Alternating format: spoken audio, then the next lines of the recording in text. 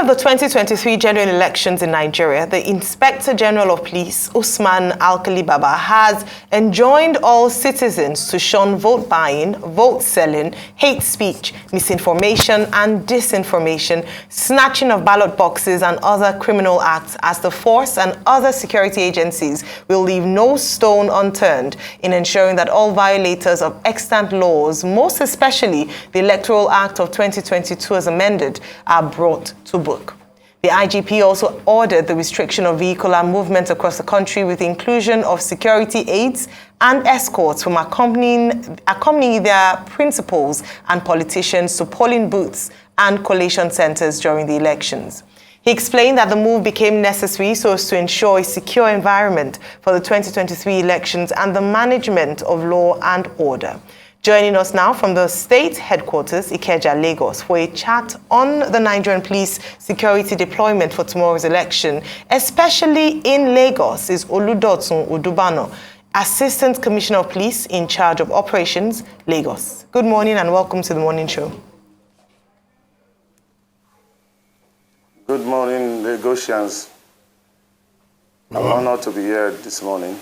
Okay, Mr. On behalf of my Commissioner of Police, Mr. Idowu, I welcome you all to the program. Well, Mr. Odubana, thank you for joining us. Quickly, how prepared is the Lagos State Police Command? How many men will you be deploying for this, security operation tomorrow? And beyond that, from your preparation so far, what are the likely hotspots that you have identified in Lagos State? And what is the level of preparation to make sure that those hotspots are properly manned? Thank you very much, Dr. Abati. Let me quickly roll out the action plan that the Commissioner of Police, Lagos State Police Command, has a earmark for the people of Lagos. It is divided into three portions. That is the pre-election plan, during election itself, and post-election plans. So let me quickly go to pre-election plans, which all of us are witnesses to. It started with the provision of security for the collection of PVCs all over Lagos. And we are all witnesses that it went each free. At least there was no security challenge during that period where we were collecting PVCs all over Lagos. And then the next one was the provision of enough security for rallies and campaigns all over Lagos. And that was also done successfully. And then the third one was the level of identifying all the polling units that are within Lagos State Police Command. From our records and the records of what INEC gave the Lagos State Police Command, we have over 13,000 polling units all over Lagos. To be precise, we were given 13,325 polling units. And the DPOs whose jurisdictions these polling units resides have been directed by the Commissioner of Police to ensure they go and identify physical identification of all these polling units so as to know how to plan for the deployment of men for the polling units. You asked the question that how many policemen have been mobilized. We have over 22,000 policemen that have been mobilized for this duty, for deployment. But if you look at the number of the polling units that is necessary to be covered, you will see that if we use policemen alone to cover these polling units, we have less to go on patrol, we have less to man the entry and exit point of Lagos State, we have less to enforce the restriction of movement, and those that will be patrolling the city during the election. So that is why the Commissioner of Police sourced for collaboration with other sister agencies, which includes the military, the immigration, the civil defense, the custom, the correctional services, fire services, road safety, NDLA, and so on and so forth. They are all involved in collaborating with us for this election.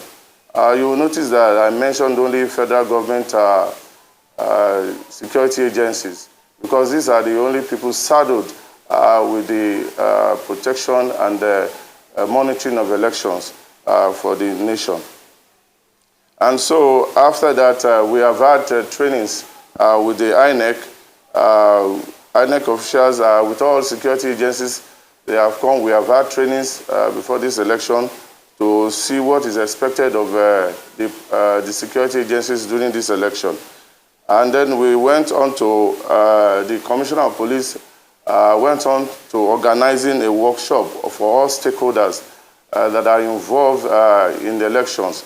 That is the INEC, the security agencies, all political parties that sent their representatives were in that workshop that day, and other citizens of Lagos State, which included Market Women Union, Student Union, different union leaders were represented. All the stakeholders were represented during that workshop, which was organized by the Commissioner of Police. And so all that, these are some of the things that were put in place as action plan before the election. And we all know that today is just the eve of the election, which is coming up tomorrow. Let me use this opportunity to announce that we will start enforcing the restricted movement by 000 hours of today running into Saturday. So by 0001 hours of tomorrow in the morning, restriction of movement will be enforced. And we have armed men at strategic areas that will enforce. But to all laws, there are some people that will be exempted from this. Those are the emergency callers, like the ambulances, the fire trucks, even the accredited media personnel by INEC will be having a free day to move to monitor. We have some people outside Nigeria, like ECOWAS, that are already in Nigeria, the European Union, that are independent electoral monitoring. They will also be given a free movement during this period, so as to be able to monitor the election properly and give their report afterwards. And so when we come to the election proper itself right now, about 2 days ago, CP, my Commissioner of Police, mobilized enough armed men for the escort of sensitive materials. You know, we are following the timetable of the INEC, and they call for these men for the escort. And over 250 armed mobile policemen were provided for the 20 local governments that we have in Lagos State Command. And some of these men escorted this sensitive material to the local government rec, and they will remain there until such sensitive material will be distributed to wards and polling units. So they are there to maintain proper security of these sensitive materials at the different local governments. And they are already there and waiting for distribution by tomorrow morning, or when INEC decides to make distribution to the wards and the units. And all the men mobilized, even from our sister agencies, they have been directed by the Commissioner of Police that by today, 24 hours before the election, they must move to the local government where they are, so that as to be close to their polling units, to their wards, so that as soon as the sensitive material are being moved to the wards and the polling units, they will also be in the company of such materials to escort them to their different polling units. We also had, I forgot to mention that we also had a workshop concerning how to take care of people living with disabilities. Because in the past, they have noticed that they don't consider them as with their level of disability.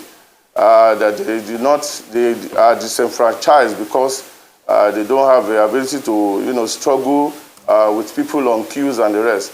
So INEC has decided to create a different queue for people living with disabilities. And that has been included in our operation orders.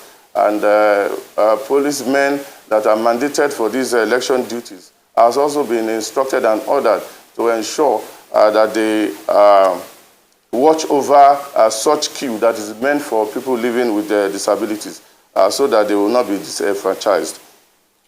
And so during the election also, we will have people that will be, checking and searching people that will be going into polling units to ensure that they are not coming in with any form of, Mr. Odubana, Mr. Odubana, just hang on a minute. We've got more questions to ask. Ayo, please. Yes. Thank you very much for the detailed breakdown thus far. I just wanted to ask as well, because you didn't mention in terms of or addressing the concerns of some Nigerians as to the conduct of the policemen themselves. So in terms of being non-partisan, ensuring that they're able to stay neutral on election day and not try to manipulate the process as we've seen in previous elections, what are the measures that have been taken by the police force to prevent this? And also, are there reporting channels for civilians themselves to report any infractions by the policemen themselves, police officers or security officials at polling units? Yes. I know with questions that more revelations will come. The conduct of the policemen, we are guided by the electoral laws, and the Inspector General of Police has been magnanimous enough to ensure that the laws and guidance of police for the elections were given to every police officer. Every police officer on duty that day should have one of that guidelines in their pockets, because it has been shared to every police officer in the whole nation. And Lagos State is not isolated for that. And they've been warned, even just yesterday, the DIG that is in charge of Southwest was in a meeting with all the DPOs, all the area commanders, all the MOPO commanders, and even some commanders and officers were changed from where they are at their different locations, just to have somebody that is not biased in any way for any form of election. Maybe some DPOs, area commanders, even squadron commanders, were shoveled. And some that are not even in Lagos were brought in. They started arriving since Monday and Tuesday. They are already on ground. The MOPO squadron commanders that we had in Lagos, that are actually the Lagos command, have been moved to different commands all over Nigeria. So the ones we have on ground now, they are just fresh people that do not even know, maybe must have had previous knowledge of politicians in Lagos or the rest. So these are some of the things to show that we are not partisan in any way, in any form, to say we want to favor one party or the other. Nigerian Police Force, we are not partisan. Our own party is MPF. So we belong to no political party. You didn't ask the second part of it, which is in terms of are there reporting channels? So if citizens who go to the polling unit see a policeman in infraction, where can they report? How can they report? Okay, we have 4 control rooms in Lagos. If you like, I can read out some of the numbers of the 4 control rooms so that citizens can have it. That's the point where we can have reports made, and immediately the heads and the supervising officers of those areas will be, his attention will be called so that they can attend to any form of complaint against any police conduct. Okay, so as we wrap up, just quickly give us those numbers. I can read out some of these numbers. Yes, just give us the numbers, please. Okay, control room numbers for control 3, we have 080 63299 264. 206 what? Did you get that? No, call it again, please. 080 6329 9264. Okay. Still on control 3, there's another number for control 3, 081 27 155 071. Did you get that? Call it again, please. 081 27 155 071. Okay. For control 2, we have 080 6515 Zero what? 43 080 Yes.